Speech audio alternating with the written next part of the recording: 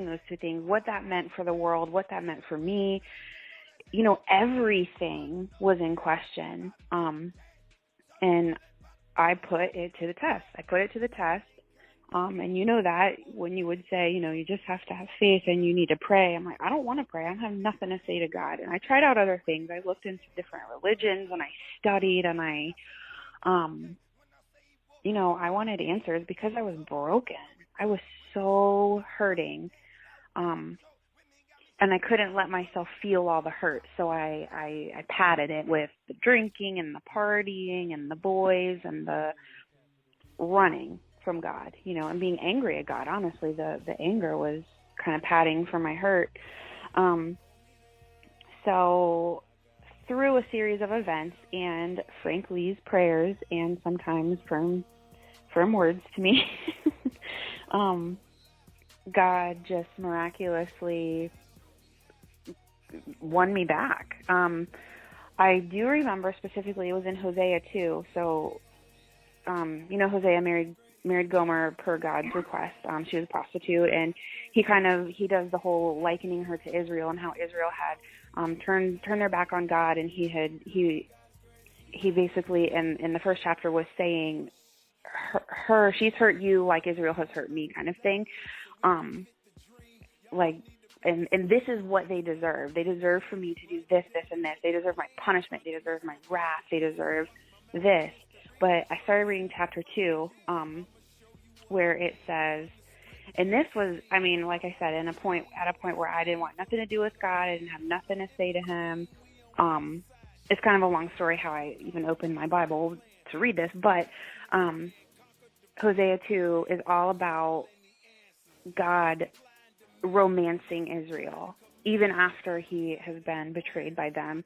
And he says, I'm going to lead her out into the desert and make her fall in love with me there. And there I will be her husband, and she will call me husband and not master anymore. And it's kind of just this like love story from God about how much like he longs for us, and how special we are, and how much, you know, it's just the redemption story, you know, and completeness.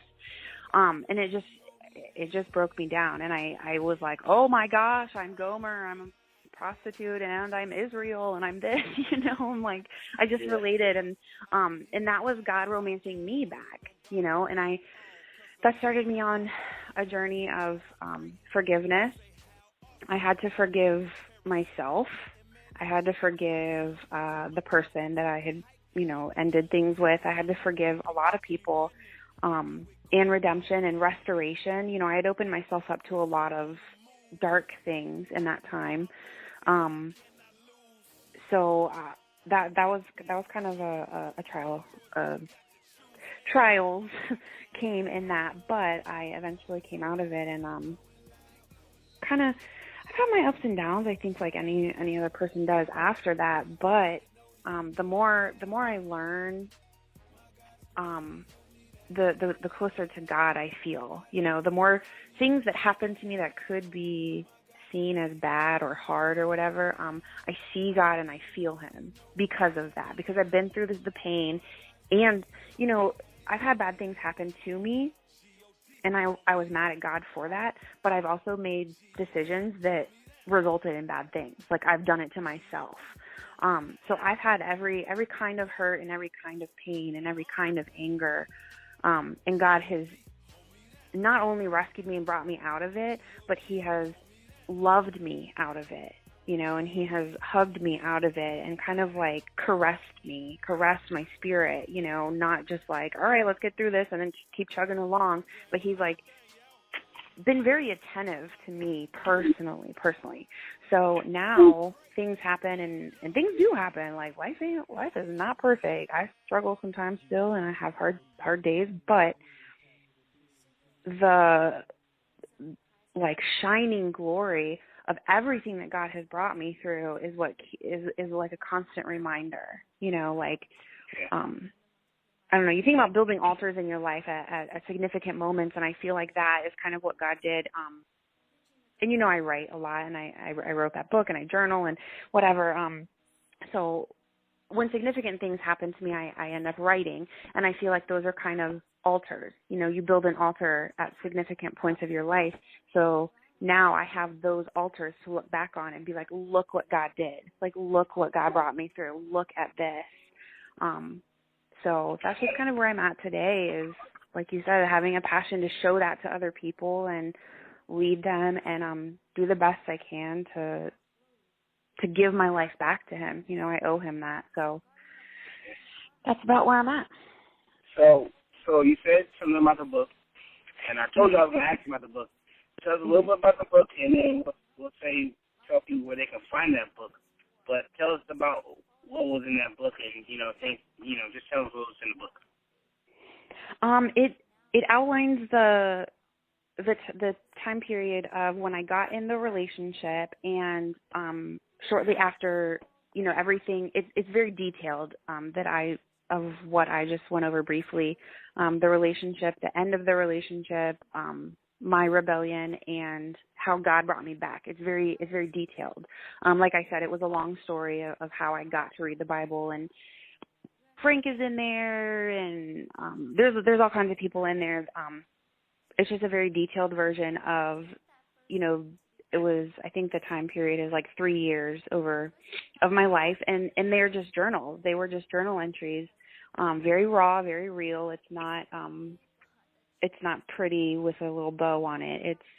It's real life. I was in real pain, you know, and but the beauty of it is, that God is really good. So it is real, but that's the best part because God is real. So that's what my book is about. You know, sometimes I think that sometimes when people have this relationship with God and they think it's got to be cookie cutter. Mm-hmm. And one of the things that, you know, as you and I have had a relationship for the last few years, I don't know how long, it's been a while. 6 years. 6 years. Oh, my goodness, 6 years. Yep. So, man, that's crazy. So 6 years in this relationship, you know, I feel, you know, I know you have a relationship with God and your life hasn't been cookie cutter. Matter of fact, you know, I have this one thing, and, you know, some people might disagree with this, but I allow people to be themselves. You know, people get angry. Everyone tries to act like they're cookie cutter Christians, but they you know, we know you get angry. We know you go through your times. You know, everybody goes through their times. And so I remember just going through it. I mean, I remember that hard time, man. I'm like, yo, Stephanie is like losing, and I would be up praying. I would pray on her phone. She wouldn't answer my phone for like 3 or 4 months, maybe 6 months. You wouldn't even answer my phone call. Mm-hmm. And I was just praying. I was at school, so I really couldn't even get to you. I was like, all right, you know, I'm going to pray. I want to pray, you know. And then you called me one night. I remember you called one night. You were drunk. Are you praying? I do remember that. I was so mad. But that's what's so powerful about it, Frank, is that you did allow me to be myself. So I didn't have to hide from you. I could call you drunk and be like, stop praying for me. I can feel God's presence. Like, screw you, man. Like, that's what's awesome about it, is you let me do that. And that's the G version. I'm not putting you out there. That was the G version of it. Like, that's the G version. Yeah, it was. It was worse than that. But we all go through those times, though, Steph, and like it's crazy because I remember, like, you know, everybody's going to be praying. I remember you saying you're praying for me. I felt like, man, someone's praying for me. I go, you know, you go through this moment, be like, somebody is praying for me. And it was Stephanie, you know, and so, like, I'm like, man, this is really, you know, God was, like, really teaching me. And I'm looking in the Bible, and I'm seeing how, like, David had these emotions and these feelings, and he was really going after God with his emotion. He was, like, going to God with the way he felt. And I'm like, yeah, like, we missed that. Like, David had the audacity to ask God, can I go kill someone? Like, yes. Who does that? Like, you know, like, no, for real, who does that? You know what I'm saying? Right. Like, brutally in detail, he says, like, I want to rip them limb from limb, like, bones to ashes. Like, he is mad. He's real mad. Yeah. And we forget about these emotions. And people make this comment, and I really kind of like, I don't really know if this comment is true, because people say God doesn't care about your feelings, but that's not true. That's not true at all.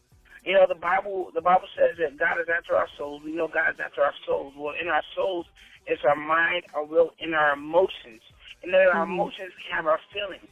So therefore, God is, he really does care about our feelings and the way we feel as his people. And, you know, and so therefore, I believe that God really does care. And I think that we need to take our concerns and our worries and stuff like that to God, especially when we are upset. Just have a little talk with Jesus. Have a little talk with Jesus. Like most people don't have a little talk with Jesus. They need to have a little talk with Jesus. And then something that she said, I think is very powerful. And I always encourage people, you know, have people on your team who are stronger than you.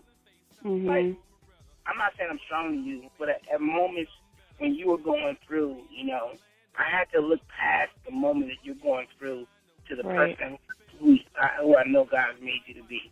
And I know there were times that you were like, yo, this dude is crazy, yo.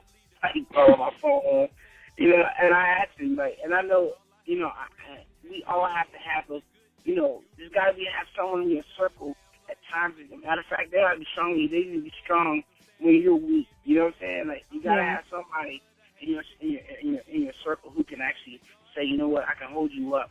I can hold you up. I can, you know, cover you in prayer while you're going through your through. All of us need that. Like, I don't care how high you are. You can be Donald Trump, and you can be as poor as poor can be. You gotta have people in your circle who can help you to go through. Yep, it's necessary. You know, there's biblical proof to back that up too. Like, you know, one person is one thing, but when two or more agree and all that, like, it's so important. And sometimes I get to a point where I'm like, I can't. I think I've texted you this before, even recently. Like, I'm doing the best I can, but I'm so tired. Like, even if you're not going through a hard time and you're rebellious or whatever, sometimes the battle gets a lot. It gets to be a lot, and you get tired, and the enemy is formidable sometimes. And it's so important to have somebody that you can say that, I'm tired, can you pick up my slack right now? Like, you know, and without question, you have always, I'm so busy. We haven't talked in probably weeks. And I just texted you and I said, I'm praying and fasting and I'm just exhausted. And you were like, without a question, hands down, you were like, I got you. You know, that is so necessary to a healthy life and a healthy relationship, with God. I don't know how. I'm not even sure if it's possible to do it alone. I wouldn't know because I don't do it alone, but I wouldn't want to know. Yeah, for those, you know what? Some people like to do it alone. I'm like, yeah, that's a dangerous spot. Don't ever do it alone. Don't do it alone. You'll find some things out that you don't want to find out, and you'll find out that you can't do it by yourself. You know, I don't believe that God allowed us to. He didn't do it. He didn't do this on purpose. He didn't allow us to have life by ourselves. He didn't set that up that way. That's why he had Adam and Eve. He had to make Eve because Adam was all alone. So he had to find life.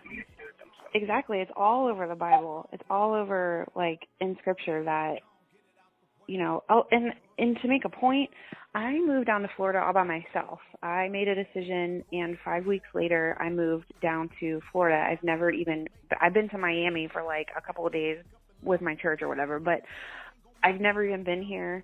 I don't know anybody within, you know, a 3-hour driving distance. I don't know anybody here. I don't have anybody here. I'm literally all alone. Like, there's a difference in, like, doing life alone and, like being on your own and, like, doing life alone. I don't do life alone. I got people. I mean, it's the age of technology. Ain't no excuse, you know. Anybody is just a text message away, or a phone call away, or a FaceTime away, or a Skype away, or whatever, you know. Hop on a daggone plane if you need to. Like, do what's necessary for your health. Because ultimately, and I wanted to say this too, I feel like there's like two parts of my story, I guess, like the baseline. There's the right now, God is in the waiting. He is in the waiting. We're always focused on like the next step and my future and where